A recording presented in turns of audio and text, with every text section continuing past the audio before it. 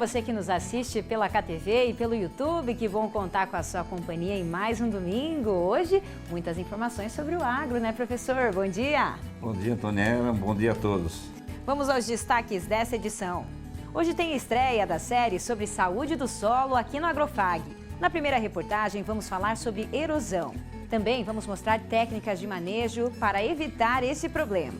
Quando a chuva cair sobre a palhada, ela não vai ter aquele efeito do impacto da gota na desagregação da superfície do solo. Especialistas falam sobre práticas de conservação do solo. Um Dia de Campo traz informações sobre os maquinários utilizados na produção de feno.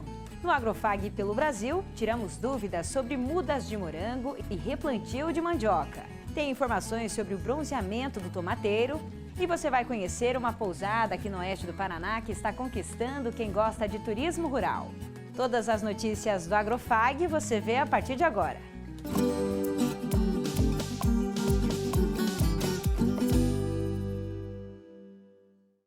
Nós já mostramos aqui no Agrofag a produção de feno em uma propriedade em Toledo. O vídeo, inclusive, chamou muita atenção nas redes sociais do programa. Olha só, temos alguns números aqui então. No Instagram ele foi visto por 1.700.000 pessoas. Lá no TikTok também teve uma grande visualização. Olha só, quase 537 mil visualizações. No YouTube também, 315 mil. Esse vídeo despertou muito a curiosidade dos produtores, né, professor? Mais um vídeo de sucesso, né, com grande visualização, né? Qualidade de produção e interesse do agricultor também, né? Com certeza. E muitos comentários feitos nas redes sociais foram sobre a qualidade dos maquinários utilizados na produção, que é quase toda automatizada. Recentemente, uma empresa especializada nesse tipo de atividade realizou um dia de campo para demonstrar a eficiência desses equipamentos. A nossa equipe acompanhou. Cerca de 260 produtores participaram do dia de campo que foi realizado nesta propriedade no município de Quatro Pontes, no oeste do Paraná. Eles acompanharam todas as etapas da fenação e receberam informações sobre as máquinas utilizadas em cada processo.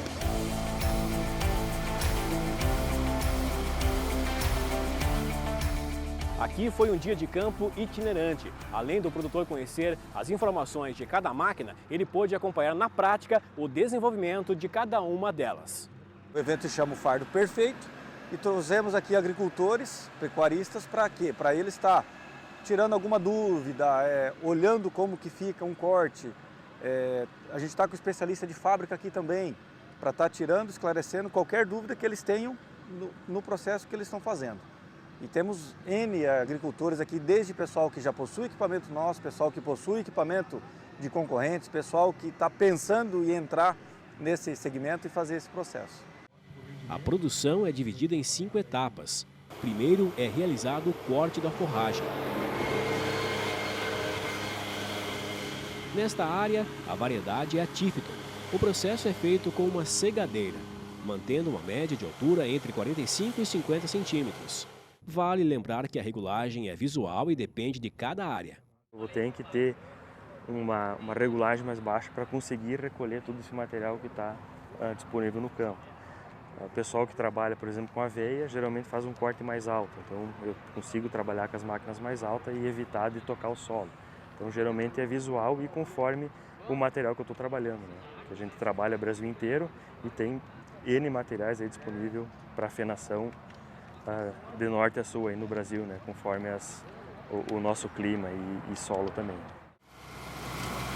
Em seguida, a forragem é espalhada de modo que todas as partes cortadas sejam expostas ao sol, para garantir uma secagem rápida e uniforme. Os enleiradores têm a função de organizar a forragem para ser recolhida pelas enfardadeiras. O quarto passo é o enfardamento. Aqui é feita a compactação da forragem, permitindo a variação do tamanho dos fardos para otimizar a logística e o armazenamento. Eles vão fazer a leitura da umidade dessa forragem está sendo enfardada e vai fazer o ajuste automático da pressão conforme os parâmetros que forem informados. Então esses parâmetros de 0 a 10 para material seco, material intermediário, material úmido, isso aí é bom para otimizar logística e também para otimizar armazenamento. Por fim, é a plastificação. especialmente importante para o pré-secado, um material mais úmido, como explica o especialista. O pré-secado é um material mais úmido, ele vai estar em torno aí dos seus 40%, 50% de umidade.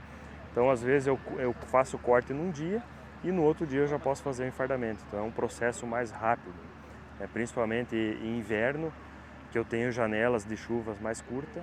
Então, geralmente, o pessoal trabalha com pré-secado porque é um processo mais rápido. E falando de região sul, onde eu tenho inverno mais rigoroso, temperatura mais baixa, umidade mais alta. Então, quando eu tenho acima de 70% de umidade, eu praticamente não consigo chegar na umidade de feno. Então, sempre eu vou optar por fazer o pré-secado. O feno é um material mais seco. Então, quando eu vou cortar essa forragem, principalmente que ela está bem verde, como foi demonstrado aqui, esse material vai estar lá com seus 80% de umidade, eu tenho que trazer ele abaixo de 15% de umidade. Então, é um processo que leva mais tempo. Então eu corto e eu vou ter que ir espalhando esse material, pelo menos aí umas 2 vezes por dia, para trazer ele à umidade de feno que é abaixo de 15%. Então isso é muito vinculado à condição climática, então vai influenciar a questão do sol, o vento é o fator mais importante no processo de secagem. Então eu vou ter que ir passando o espalhador, revolvendo esse material para trazer ele nessa umidade de feno que a gente mostrou ali em cima, em torno aí de uns 15% de umidade. O Fábio é o dono da área onde o dia de campo foi realizado. Ele trabalha há 10 anos com a produção de feno e pré-secado. O produtor destaca como a evolução dos maquinários tem facilitado o manejo. Nós atendemos mais de 250 hectares, dentro da área própria e prestação de serviço. E tem mais de 10 anos que estamos na atividade, mas hoje o maquinário melhorou muito. Os últimos anos aí vem melhorando muito, do que a gente começou para hoje, nem comparação, O Rafael é de Nova Santa Rosa e está na atividade da afinação há 20 anos, com uma produção média de 400 a 500 fardos por mês. Para ele, é importante sempre se manter atualizado com as novidades do setor. No início a gente fazia aquele fardinho quadradinho pequeno, Aí a gente foi obrigado, no passar do tempo, a optar pela bola. Pela falta de mão de obra e a mecanização da bola é muito mais fácil, Hoje eu e meu pai sozinho fazemos tudo. Antigamente no fardinho a gente precisava de muita mão de obra que hoje está escassa,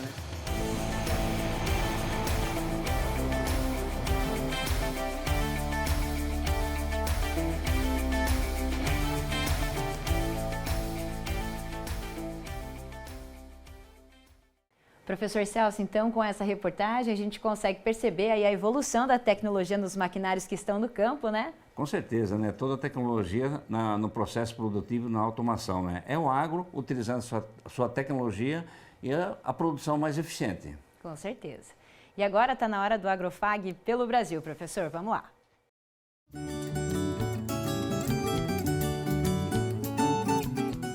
Em agosto deste ano, nós produzimos uma reportagem a respeito de uma nova cultivar de morango desenvolvida pela Embrapa e que se adapta melhor às condições do Brasil. Um seguidor do nosso canal no YouTube, o Cláudio Godoy, morador da cidade de Santa Branca, no interior de São Paulo, se interessou pelo tema. Ele mandou uma pergunta lá no nosso canal no YouTube. Alguém pode passar contatos de produtores de mudas? Então, Cláudio, nós conversamos com o pesquisador da Embrapa que desenvolveu esse estudo, o Sandro Bonol. E ele esclareceu que essas mudas só estarão disponíveis a partir do ano que vem, em 2024. Mas o Sandro já indicou esse link e que você pode acessar pelo QR Code que está aqui na tela. Olha só, aqui temos algumas informações sobre a BRS-DC 25, também conhecida como a cultivar Fênix. Ela que se destaca pela precocidade no início da produção dos frutos, o que permite um intervalo menor entre plantio e início da colheita, aumentando a janela de produção, Então aqui temos também mais algumas informações sobre a variedade, alguns destaques e no final uma lista dos produtores que terão essas mudas disponíveis no ano que vem para que o Cláudio e todos que estão interessados nessa cultivar possam ter acesso a ela no ano que vem. Outra dúvida que chegou pra gente através do canal no YouTube é a da Raquel. Olha só o que ela conta pra gente. Eu plantei umas manivas de mandioca, no meu lote que não estava bem demarcado. A muda brotou e já está na altura de quase 2 palmos. O lote foi demarcado corretamente e as minhas mudas ficaram no lote do vizinho. Se eu desenterrar e replantar no meu lado, essas mudas vão morrer ou elas aguentam essa mudança de local? Então, Raquel, quem traz a resposta para essa questão é o engenheiro agrônomo Augustinho Borsoi.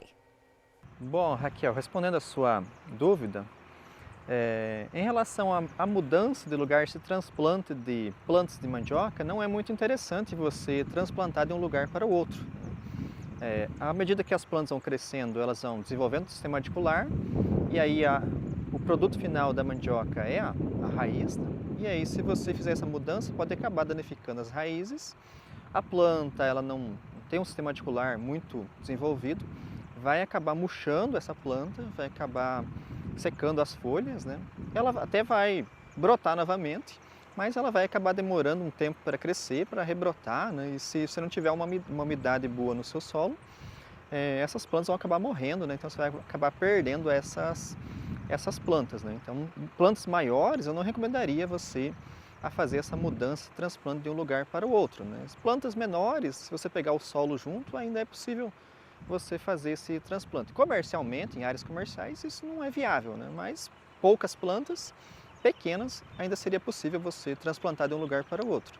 Agora, plantas maiores, já tem um sistema radicular mais desenvolvido, essa mudança pode acabar danificando as raízes e você tendo menor produção depois, né? Além de demorar mais tempo para poder desenvolver as plantas. Obrigada, Augustinho, e a gente espera ter resolvido a sua dúvida, Raquel. E você que está nos acompanhando, já acessou o nosso canal no YouTube? Para encontrar, não tem erro, basta digitar youtube.com/agrofag ou na própria barra de pesquisa do YouTube mesmo, programa Agrofag separado. Melhor ainda, para ser direcionado direto na página inicial, tem QR Code aqui na tela. É só você apontar o seu celular. Como dá para ver, aqui no canal ficam todas as edições do programa na íntegra. E também as reportagens que são exibidas de forma individual. Tá aí a dica para vocês, então. Quem trabalha com a horticultura sabe que o tomateiro é uma planta que tem um manejo exigente e que precisa de monitoramento constante. Um dos problemas é o bronzeamento, que é causado por um ácaro. Esse é o assunto do quadro Isa na Fazenda.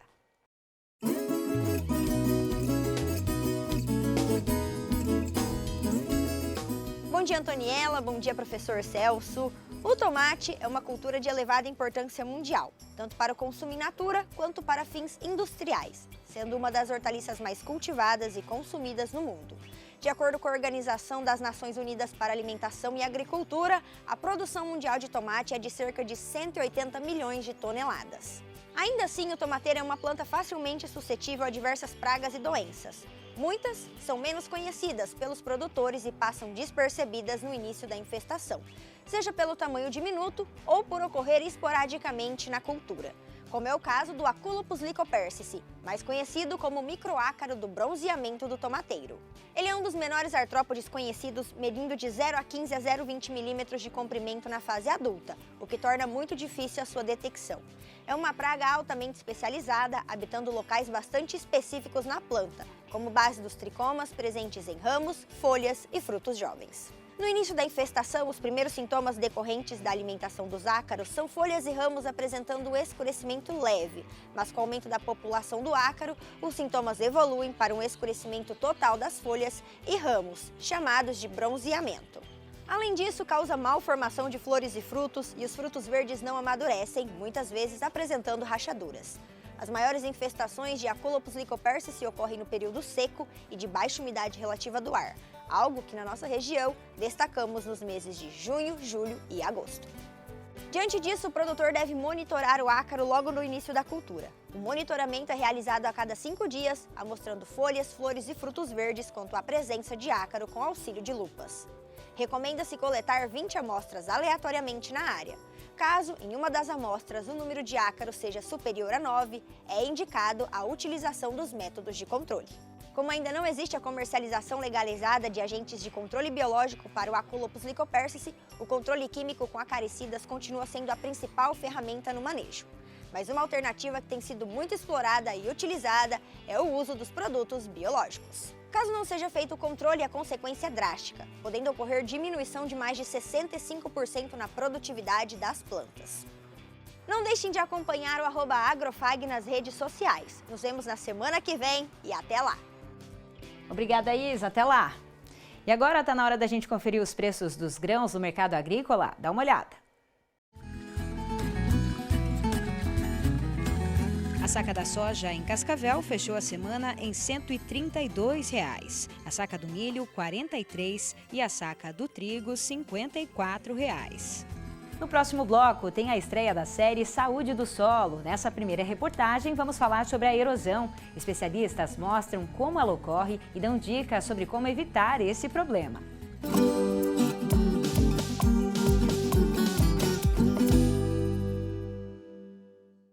Nossa força cresce a cada dia. Somos o futuro e suas infinitas oportunidades. Somos saúde, ciência, carinho e amor.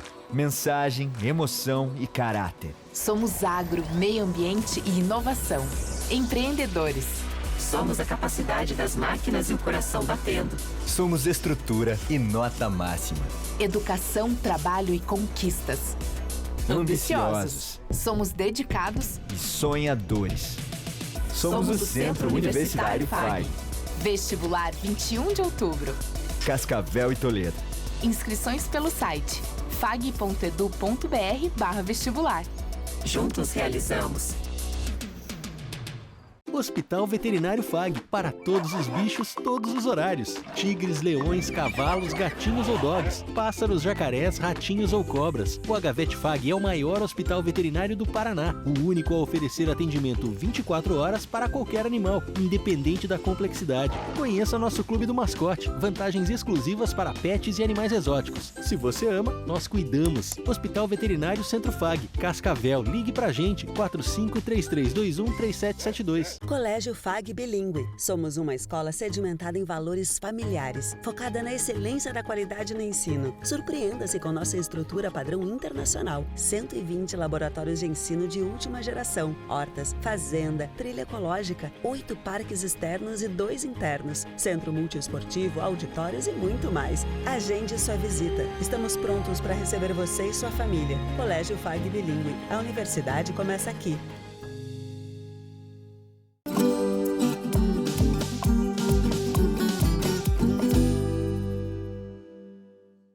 Estamos de volta com o Agrofag e o programa de hoje marca a estreia de uma série de reportagens que vão abordar a importância da conservação do solo.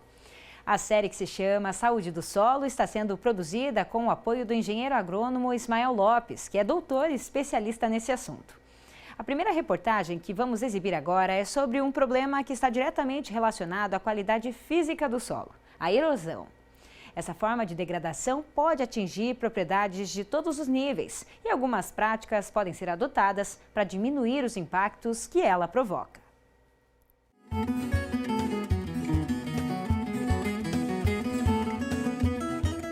Hoje no Agrofag nós começamos a nossa série de reportagens sobre saúde do solo. E sobre esse assunto nós vamos receber aqui conosco o professor Ismael Lopes, que também é especialista em solo. Seja muito bem-vindo ao Agrofag, professor Ismael. Olá, muito obrigado, Antoniela. Bom, sobre saúde de solo, hoje nós vamos falar sobre um tema que é a erosão, né? Então a erosão ela só existe quando a saúde do solo está comprometida, né? E quando a gente fala em erosão, a gente sempre pensa naquela erosão, naquela imagem devastadora que cabe uma pessoa dentro do sulco lá da erosão, que é aquela chamada vossoroca. Mas hoje nós vamos falar um pouco sobre erosão, que não é só essa erosão que acaba levando muito dinheiro água abaixo. O porquê que acontece essa erosão, né? E aqui nós vamos começar demonstrando as fases da erosão, aí depois a gente vai ver as alternativas para diminuir a erosão. E aí vamos conversar um pouco mais sobre a preocupação que nós temos que ter, principalmente em um ano que nós temos previsão de El Niño, então de chuvas intensas, principalmente na fase inicial aí da semeadura da cultura, que é agora a partir de meados de setembro e início de outubro, né? O pessoal, quando pensa em erosão, pensa nas vossorocas. Hoje você vai mostrar como é que inicia uma erosão, né? Quer dizer, desde a pequena chuva até uma chuva pesada, é isso? Exatamente. Aqui nós vamos trazer para ver as fases da erosão. Então as fases da erosão ela vai existir tanto nesse solo nosso, que é um solo bem estruturado. Por quê? Porque é rico, né? Aqui nós temos um solo fértil, mas estruturalmente, em termos de textura de solo, aqui nós temos um solo argiloso. né? Então esse solo argiloso ele tem uma capacidade muito grande de se estabelecer e de segurar as suas partículas quando eu tenho um impacto de força de enxurrada. No entanto, até mesmo no Paraná, na região noroeste, nós temos solos muito favoráveis por questão de textura de solo, são solos arenosos ou... Tipo, né, Paranavaí, um arama. Exatamente, um arama, Paranavaí, né? Esses solos são muito propícios à erosão. Por quê? Porque estruturalmente eles acabam não segurando muito por questão da areia. Aí é que surgem as vossorocas, né? Aquelas erosões maiores, né? Mas aqui para nós também tem erosão, também está levando solo. Esse é o grande engano do agricultor. Exatamente. Então o sistema de manejo, aqui nós vamos falar sobre um sistema de manejo pautado principalmente em cobertura de solo, em diversificação de culturas, né? Em semeadura em nível, em mínimo revolvimento e até mesmo daí, vejam bem, nós termos um sistema de terraceamento adequado, né? Todos esses componentes eles vão contribuir para essa saúde do nosso solo, né? E aí entra a questão da saúde química, física e biológica. Aqui hoje nós vamos tratar da erosão partindo do princípio da saúde física desse nosso solo. Vamos lá para a prática então, iniciar a demonstração? Quando nós temos uma chuva, né, o que acontece? Nós temos 3 fases da erosão. Quando a gota da chuva bateu na superfície, ela já gerou a erosão, que é o impacto da gota. Então esse impacto da gota na superfície, ele vai desagregar esse meu solo, vai soltar esse meu solo. Essa é a primeira fase da erosão. A segunda fase da erosão, que vocês viram aqui, né, com essa chuva simulada, a segunda fase é o arraste, é a hora que ele gerou essa lâmina de água e arrastou. Aí ele veio para um determinado local e depositou. Vocês estão vendo que arrastou esse solo aqui e esse solo ficou depositado aqui? Então isso aqui é uma erosão. Com uma intensidade... Está trazendo todo o nutriente de lá para cá. Exatamente. Deixando então, pobre lá e rico aqui. A camada mais superficial do meu solo é a camada mais rica, né? Naturalmente, né? Porque nós estamos fazendo toda a fertilização do nosso solo na camada mais superficial. E essa camada superficial ela está indo. Então a terceira fase da erosão, vejam vocês, que vai ser utilizado o que a gente imagina que é o principal controlador de erosão, que é o terraço. Então o que vale frisar é... O terraço, ele é uma obra complementar no controle da erosão. Conter uma enxurrada. Ele só vai segurar a enxurrada, mas aqui agora nós vamos começar a falar quais são as outras alternativas para não usar esse terraço. Esse terraço, então, seria esse caminho aqui. Isso. O que é o terraço? O terraço é um mecanismo de eu segurar essa enxurrada. Só que o terraço está agindo na terceira fase da erosão. Mas ele vai evitar aquela vossoroca. Exatamente, ele vai diminuir então a força da enxurrada. Mas eu preciso agir e conter essa enxurrada antes dela chegar nesse terraço.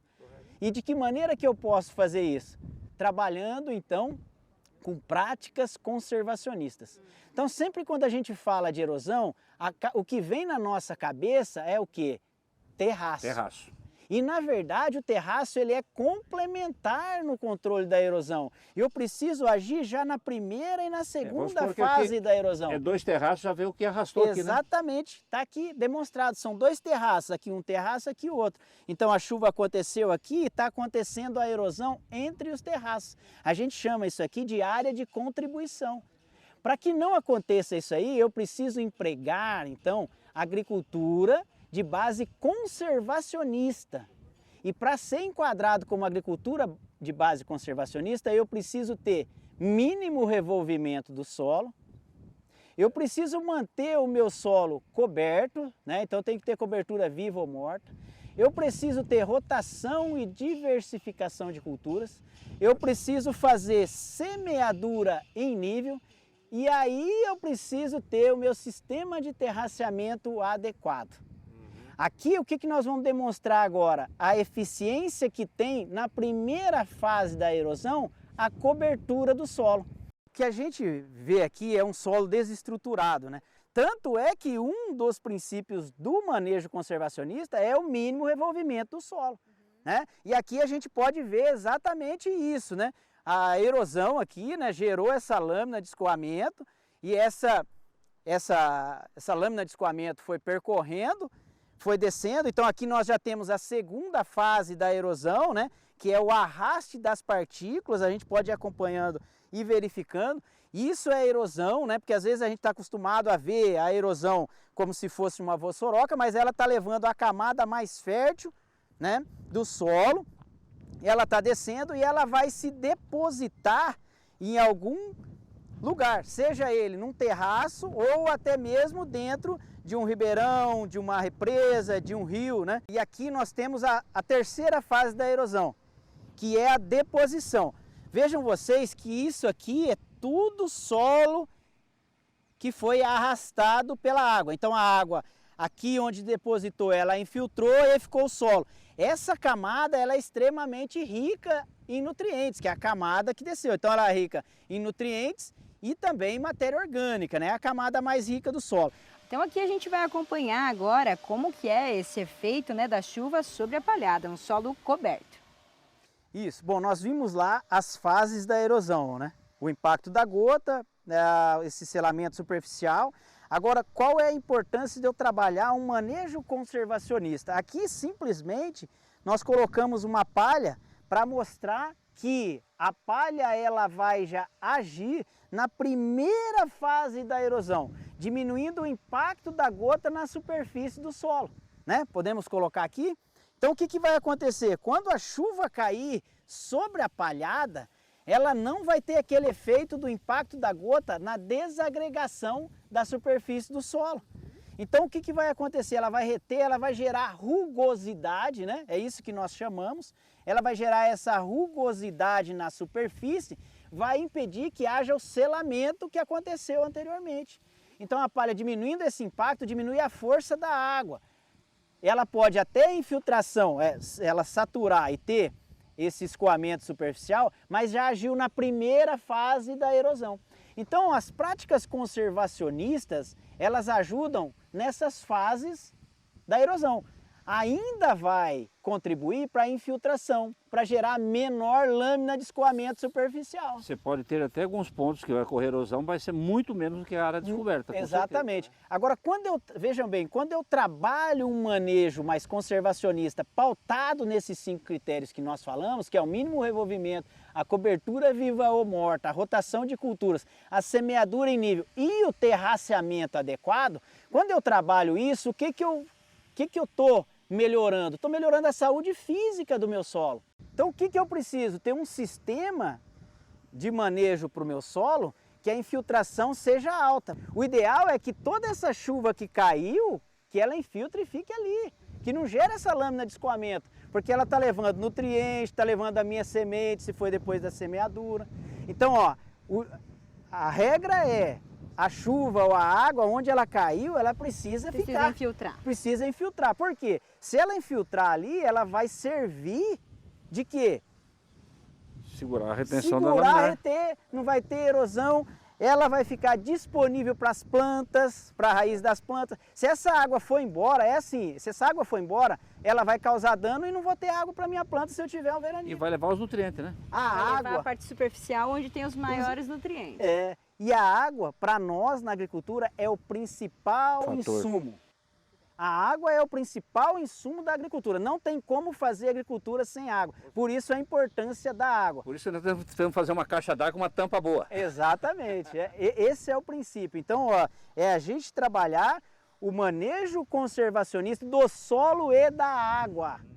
E aqui no estúdio a gente continua falando sobre essa identificação e o controle da erosão. Para isso nós recebemos a Gláucia Trevisan, que é engenheira agrônoma, extensionista do Polo do IDR Paraná lá de Vera Cruz. Seja bem-vinda, Gláucia, bom dia. Bom dia, obrigada. Satisfação. Muito bem, muito bem. E também o professor Deonir Seco, lá do curso de Engenharia Agrícola da UniOeste, também da pós-graduação de Engenharia de Energia. Seja bem-vindo, professor Deonir. Ok, bom dia, obrigado. Muito bem. Bom, a gente acompanhou, né, importantes as explicações aí que o professor Ismael trouxe e é necessário para que o produtor que está nos acompanhando veja como acontece na prática essa questão da erosão, né, Gláucia? Sim. Na verdade, a gente tem que conscientizar o produtor, nosso produtor, levar a informação a ele da questão da erosão, principalmente no sistema de plantio direto, onde a gente tem a pseudo-imagem de que está tudo sendo feito de maneira correta, né? Mas, na verdade, não. Nós precisamos de todas as práticas interagindo e integradas para que a gente tenha um sistema de plantio direto correto e eficiente na questão da infiltração e também do reservatório de água que o solo tem que ser para o produtor, né? É todo um manejo conservacionista, né, professor? Sim. Perfeito. O principal problema, né, das lavouras de plantio direto aqui da região oeste do Paraná por ser tratado de um solo extremamente suscetível à compactação, no tempo ele induz o solo a formar uma camada de impedimento físico que limita a infiltração de água no solo. Então, por que limita a infiltração de água no solo? Porque essa camada de impedimento físico restringe a infiltração pela redução do volume dos espaços vazios responsáveis pela infiltração de água no solo.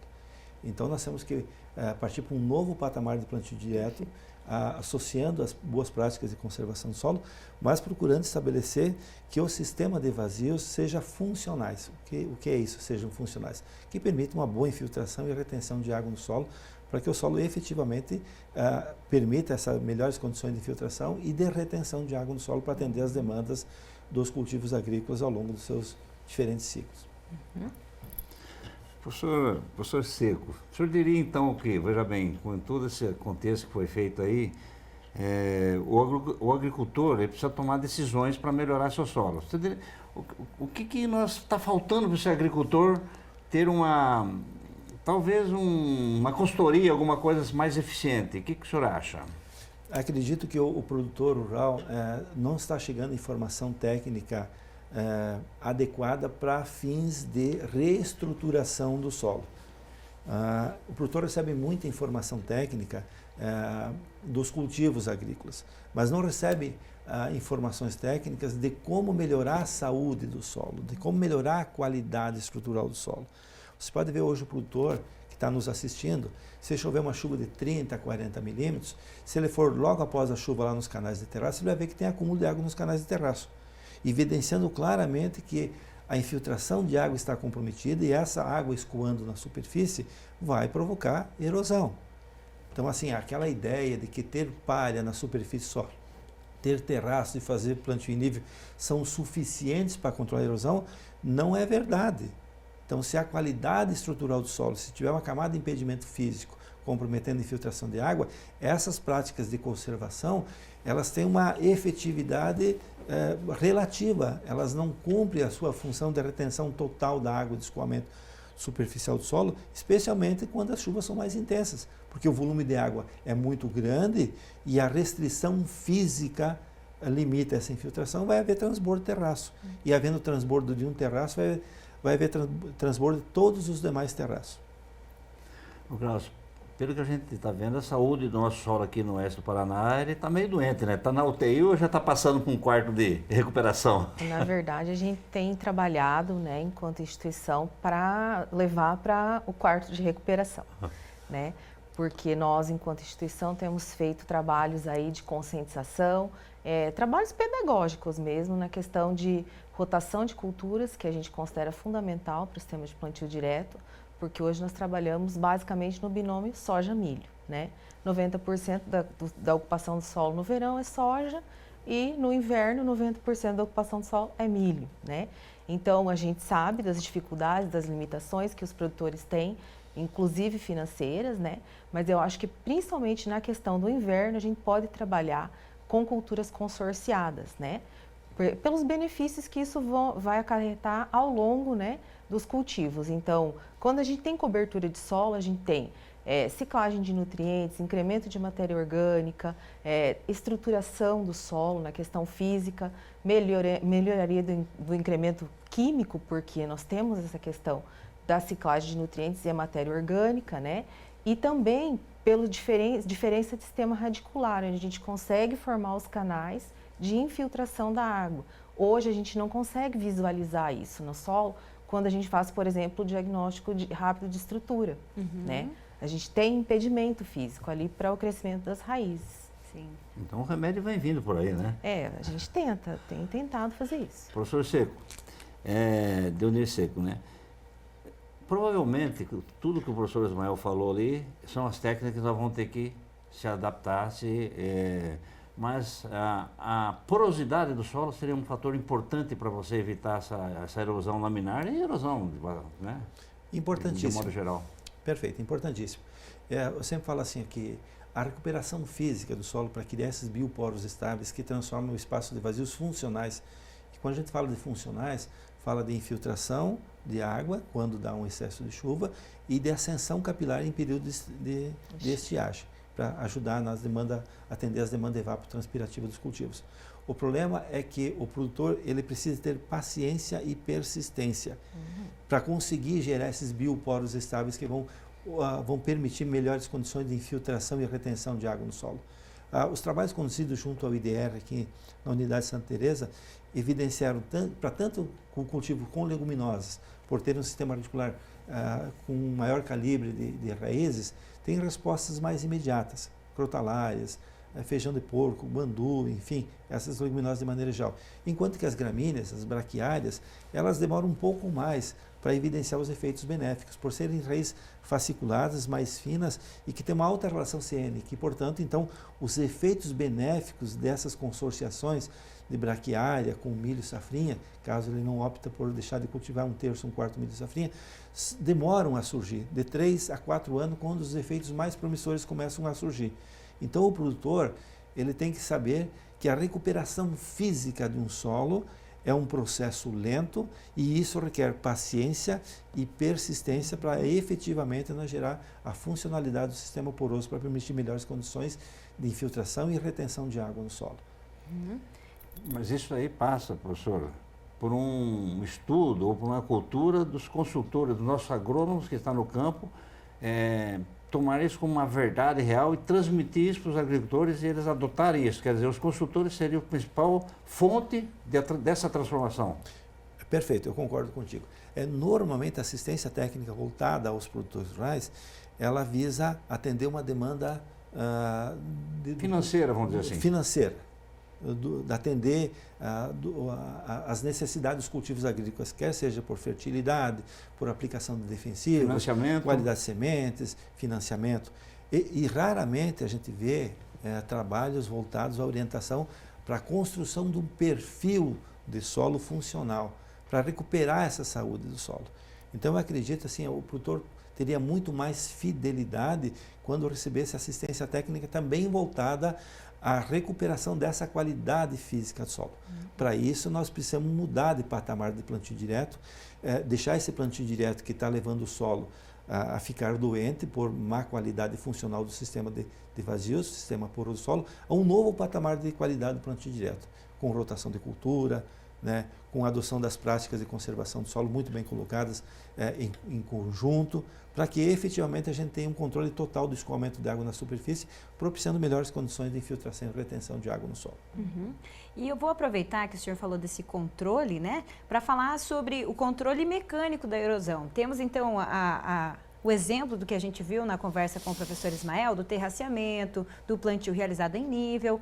Eu queria que vocês também trouxessem aqui algumas opções do que também o produtor pode fazer como esse controle mecânico. Existem outras alternativas hoje, além dessas duas citadas, em combinação com as práticas conservacionistas? Perfeito, existe sim. Nós temos possibilidades aí de outras práticas de conservação do solo que podem ser adotadas conjuntamente. Aqui na região oeste do Paraná, o pessoal não está acostumado a falar de mulching vertical. Esses mulching vertical poderiam contribuir sobremaneira, especialmente nos anos que se antevê uma estiagem, para melhorar as condições de infiltração de água no solo.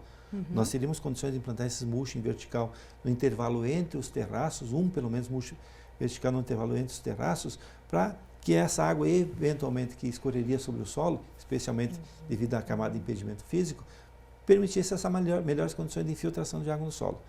Então a gente sempre fala assim, o que é um sistema de manejo idealizado? Um sistema de manejo idealizado é aquele sistema de manejo que não permite a ocorrência de erosão, que não permite a formação de camada compactada, tendo em vista que os latos-solos são extremamente suscetíveis à compactação e que no tempo acumula matéria orgânica no solo. Isso eu só consigo quando eu faço uma rotação de cultura com mínimo revolvimento e com a adoção dessas práticas de conservação do solo associadas, usadas conjuntamente e apostando no tempo, tendo paciência e persistência. É esse novo plantio direto que a gente preconiza e é isso que a gente gostaria de ver que os produtores tivessem nas suas propriedades rurais para garantir melhores condições de sustentabilidade dos cultivos agrícolas e com menor risco de sofrer erosão em eventos de chuvas elevadas ou de perdas de produção em períodos de estiagem. E falando sobre esse período que nós estamos vivendo agora, né, entrando aí daqui a pouco com o plantio da soja, a partir dessa semana, o plantio da soja já está liberado no Paraná, né? E aí, nesse caso, a gente tem um histórico de muitas chuvas nesse mês de setembro e outubro, né? Temos até uma tabela. Outubro com incidência de 2017 a 2023 aqui na estação experimental da FAG, com altos índices de precipitações, né? Muito forte isso, né? Então, isso aí, vamos dizer assim, o pessoal agora, né, vai chegar a época do plantio com um ponto de altíssima precipitação, né? O que fazer, então, né? Os cuidados, né? Grossa, pode falar você fazer. Na verdade, a gente sabe que é bastante complicado essa questão da entrada para a semeadura, né? Porque o pessoal faz a safra de verão já pensando na safra de inverno. Então, muitas vezes acaba entrando com o solo mais úmido do que deveria, o que ocasiona essa compactação superficial, né? Nós temos o uso de máquinas pesadas já na nossa região, o que também é um fator de incremento na compactação superficial. Então, o que a gente tem como orientação é que o produtor atente para esses detalhes de umidade do solo, o uso da máquina, o plantio em nível, né? E ao longo do tempo, como o professor bem falou, a questão do incremento da palha no sistema de plantio direto, que é fundamental, né? Professor Deunir, nós já sabemos que outubro é crítico e a chuva começa pelo oeste, né? Aquelas tempestades que deixam a gente assim meio de cabelo em pé, embora não tenha cabelo, né? Perfeito. As chuvas mais erosivas do estado do Paraná ocorrem aqui na região oeste, porque nós estamos mais próximos da região da fronteira, de Santa Catarina, do Rio Grande do Sul, que são as chuvas que são as predominantes e que vêm com maior intensidade. Eu diria a esse produtor procurar, em curto espaço de tempo, tentar otimizar o volume de palha na superfície, fazer reformas de terraço, que normalmente o produtor também não faz reformas de terraço. O terraço ele sofre dois fenômenos que ele restringe a capacidade de retenção de água no solo. Um, que é o assoreamento natural em função da água que se acumula e que vai depositando o solo dentro do canal de terraço, e outro é o tráfego sobre os terraços que provocam pequenas deformações. Então, esses efeitos associados de assoreamento mais deformação do canal do terraço reduzem a capacidade de infiltração de água dos canais de terraço, possibilitando o transbordo de terraço. Então, reformas de terraço também é uma prática interessante. Para quê? Para aumentar a capacidade de retenção de água e evitar transbordo, para evitar que verdadeiramente essa água de escoamento se transforme em um rio na sua propriedade. Conforme o professor falou, efetivamente leva embora as partículas com maior potencial de fertilidade, as partículas mais finas e com mais matéria orgânica. Então, a reforma do terraço, atrelada à alocação de mulch em vertical, melhorar as condições de volume de palha na superfície, são fundamentais para otimizar, então, essa redução do escoamento de água na superfície, propiciando melhores condições de infiltração, enquanto não se corrigir fisicamente o solo, que é eliminar a camada de impedimento físico. Mas eu tenho uma última pergunta para o senhor, professor Daniel, é o seguinte: com o plantio direto, com esses terraços de base larga, não obedecendo as larguras necessárias, também é um problema sério, né? As distâncias necessárias no terraço. Fez os terraços de base larga para as máquinas plantar, beleza. Mas não se obedeceram a distância correta, né? Esse é um problema sério também, né? E nós temos um problema sério aqui no oeste do Paraná a respeito disso. Perfeito. Aqui no oeste do Paraná, por nós termos as chuvas mais erosivas, lá na década de 70, início da década de 80, se construiu os famosos murunduns, que eram pequenas obras de engenharia que tinham a finalidade de conter o volume de escoamento superficial. Na época não se tinha o conhecimento das melhores práticas de controle de erosão, então se atacava a consequência e não a causa. O problema é que esses murunduns no passado, eles foram projetados com espaçamento 50% a mais do espaçamento recomendado para terraços de base largas, e no momento de nós migrar para um plantio direto e eliminar esses murunduns para transformar em terraços de base largas, muitos produtores aqui da região, por uma questão de economia, simplesmente suavizaram os murunduns, deixando o espaçamento com terraços de base largas superdimensionados. E a área de captação de água para esses são muito enormes para baixa capacidade de retenção de água dos canais de terraço. Então nós temos muitos problemas aqui na região Oeste do Paraná, nesses produtores que suavizaram os morunduns sem eliminar totalmente ele e reimplantar um sistema de terraçamento com espaçamento adequado para terraços de base larga. Então nós temos restrição da infiltração de água, a bacia de captação de água para cada terraço de base larga que foi ajustado a partir dos morundus superdimensionada, e aí não fecha essa conta, né? A água que chega é muito grande por uma capacidade reduzida de contenção de enxurrada pelo canal do terraço. Então, como a gente tem conversado aqui, os problemas causados pela erosão trazem aí diversos prejuízos, e então o investimento em todas essas técnicas de manejo vão compensar com certeza, né? E vão melhorar a saúde do solo. Financeiramente também o produtor vai ter esse retorno, né, Glaucia? Com certeza. Como o professor já disse, é importante que o produtor tenha persistência, né? Então, talvez num primeiro ano de consórcio, ele não observe um incremento na safra de verão, né? Mas, e nem, talvez não observe incremento de produtividade. Mas a gente tem os dados de que a partir do segundo, terceiro ano em que há a implantação de rotação de culturas, existe já um incremento para cultura subsequente, né? Então, é uma questão de paciência e persistência, mas que deve ser feito, é inevitável, né? Diante das condições que a gente tem encontrado de solo hoje.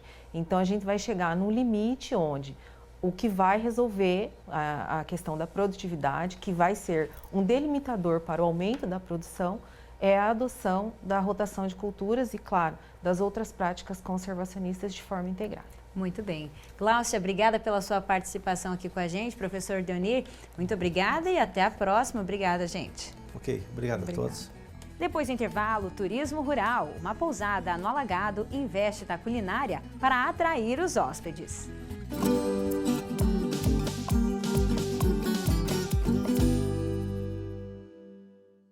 Hospital Veterinário FAG, para todos os bichos, todos os horários. Tigres, leões, cavalos, gatinhos ou dogs, pássaros, jacarés, ratinhos ou cobras. O HVET FAG é o maior hospital veterinário do Paraná, o único a oferecer atendimento 24 horas para qualquer animal, independente da complexidade. Conheça nosso Clube do Mascote, vantagens exclusivas para pets e animais exóticos. Se você ama, nós cuidamos. Hospital Veterinário Centro FAG, Cascavel, ligue pra gente, 4533213772. Colégio FAG Bilíngue. Somos uma escola sedimentada em valores familiares, focada na excelência da qualidade no ensino. Surpreenda-se com nossa estrutura padrão internacional. 120 laboratórios de ensino de última geração, hortas, fazenda, trilha ecológica, 8 parques externos e 2 internos, centro multiesportivo, auditórios e muito mais. Agende sua visita. Estamos prontos para receber você e sua família. Colégio FAG Bilíngue. A universidade começa aqui.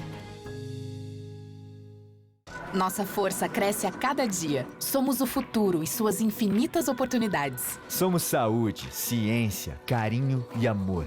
Mensagem, emoção e caráter. Somos agro, meio ambiente e inovação. Empreendedores. Somos a capacidade das máquinas e o coração batendo. Somos estrutura e nota máxima. Educação, trabalho e conquistas. Ambiciosos. Somos dedicados e sonhadores. Somos o Centro Universitário FAG. Vestibular 21 de outubro. Cascavel e Toledo. Inscrições pelo site fag.edu.br/vestibular. Juntos realizamos.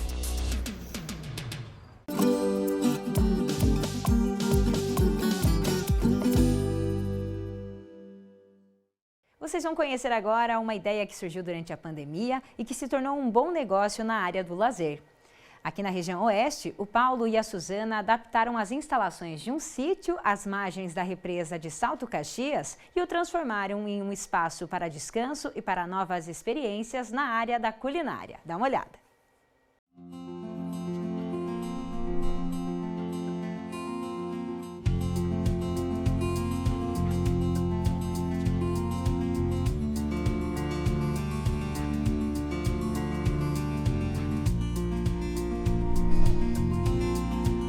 A estrutura da pousada começou a ganhar forma em 2020. A área tem cerca de 4 hectares e está localizada entre Boa Vista da Aparecida e Três Barras do Paraná. A proposta de adaptar espaços para lazer e descanso surgiu do desejo do Paulo e da Suzana de proporcionar experiências fora do agito urbano e próximas à paisagem colorida do campo. Nós já éramos muito apaixonados por natureza, a gente vivia acampando com as meninas. E aí a gente teve a ideia de começar a procurar uma casa para morar na beira do lago. Alugar uma casa, né? E vir morar para cá, para poder ter uma vida um pouco mais livre, né? Com contato com a natureza e tal. Foi o que a gente pensou, assim, numa melhor oportunidade para as nossas filhas e para nós também. Paulo é apaixonado por pesca. E aí começamos a procurar um lugar para morar aqui na beira do lago. E eu vi esse lugar, ele estava à venda. E eu falei, olha que lugar lindo, mostrei para ele. Ele falou, nossa, maravilhoso mesmo, como pode ter um lugar tão lindo assim?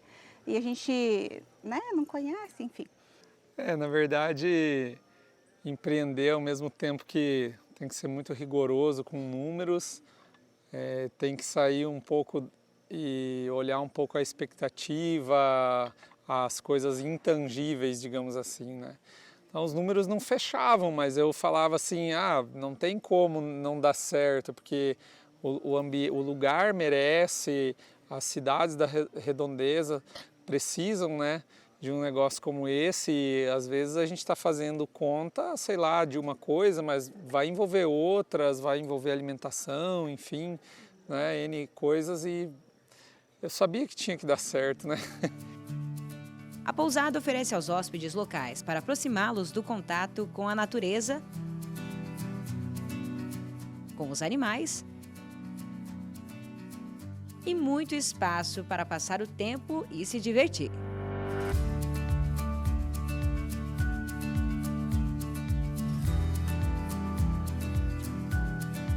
São 4 tipos de acomodações: quartos comuns para 2 ou até 4 hóspedes, apartamentos para casais, como esses que ficam com vista para o lago e têm acesso a um ofurô, mas o mais procurado é o chalé, de estrutura rústica em madeira e possui 2 andares e capacidade para 4 pessoas. A pousada recebe em média 150 hóspedes por mês. A Poliane e a Suelen vieram de Medianeira para aproveitar um fim de semana. Paz, tranquilidade, sei lá, o ar livre, né? Só de estar vindo no trajeto, vindo aqui, você já sente se libertando da cidade, sabe? Da rotina, do trabalho, que nós trabalhamos muito, né? Daí, sei lá, foi muito bom. Já foi bom saindo de casa, fazendo as malas, já tá vindo. Eu acho que já começa ali, entendeu? A experiência boa começa ali. A gastronomia também é prioridade por aqui.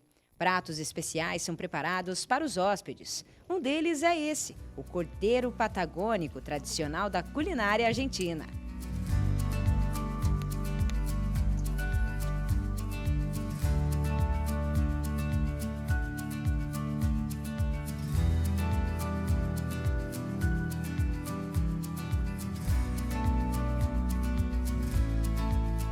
A Jéssica e o Fernando são clientes fiéis da pousada. Vieram a primeira vez para comemorar o aniversário de casamento. Essa já é a 4ª vez que eles voltam.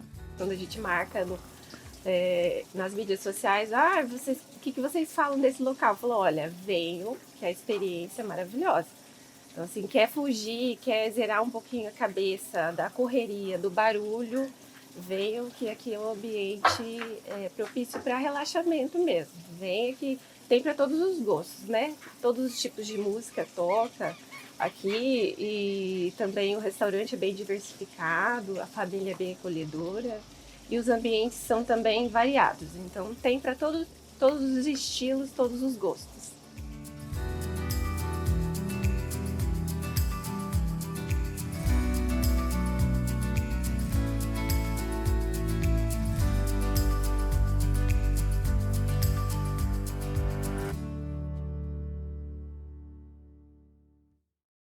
Veja agora como encerraram os preços da proteína animal no agromercado.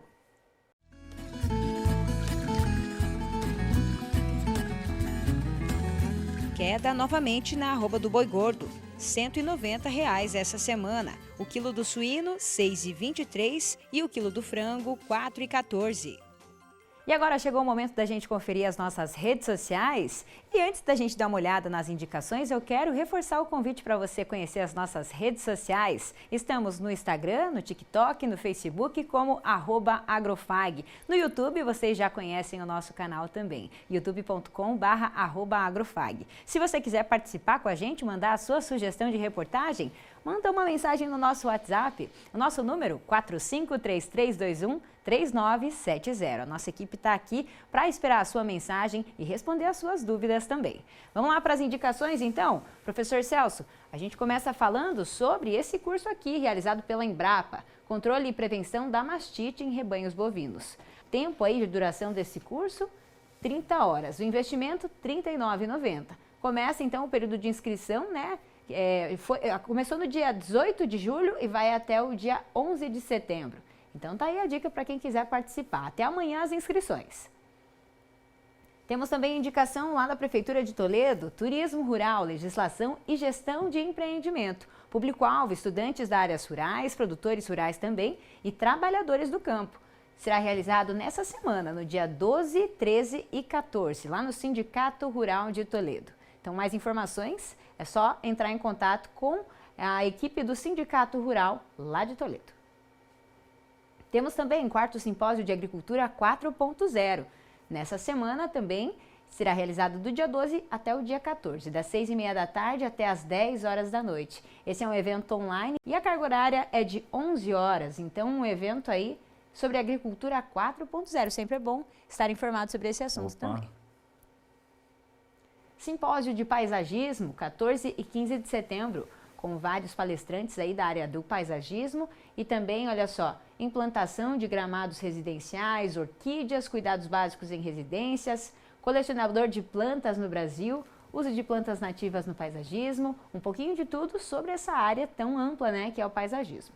Então, a taxa é de R$ 30 para participação e será no dia 14 e 15 de setembro, a partir das 6h30 da tarde. A gente reforça o convite aqui também da Festa do Gaúcho, que já trouxemos essa indicação na semana passada. Tem costelão, churrasco e é um evento tradicional lá da comunidade, né, de São Salvador. Missa a partir das 10h30 da manhã, churrasco e matinê. Então fica o convite aí. No próximo domingo, dia 17, tem Festa do Gaúcho. Hoje também acontece, né, a tradicional Festa do Porco no Rolete, que chegou a sua edição de número 50, lá então no Clube Caça e Pesca, né? Esse que é um evento de muitos anos já, tradicional aqui na nossa região. Já começou a festa então, daqui a pouquinho o pessoal já vai começar a organizar tudo, né? E servir o almoço. Participei lá, excelente. Isso mesmo, e é uma festa maravilhosa, né, prof? Fica a indicação, né, então. Tradicional. Isso aí. Olha só essa foto então, né? Foto dos bastidores da gravação com o professor Ismael Lopes, falando sobre saúde do solo, e essa é uma das turmas que participou e ajudou a gente a desenvolver alguns dos conteúdos. Grande abraço para essa turma animada, né, prof? Foi uma sala de aula no campo sensacional. Isso mesmo. E aí, para finalizar as nossas redes sociais, um amanhecer aqui em uma das BRs do Paraná. O Geraldo não soube me informar onde certinho exatamente foi essa foto, mas a estrela guia aí, guiando ele nas estradas aqui do Paraná. Um abraço também para o Geraldo. Professor, semana que vem a gente está de volta aqui e até lá. Boa semana para o senhor. Até semana que vem, pessoal. Tchau, tchau, pessoal. Ótimo domingo a todos. A gente se vê semana que vem.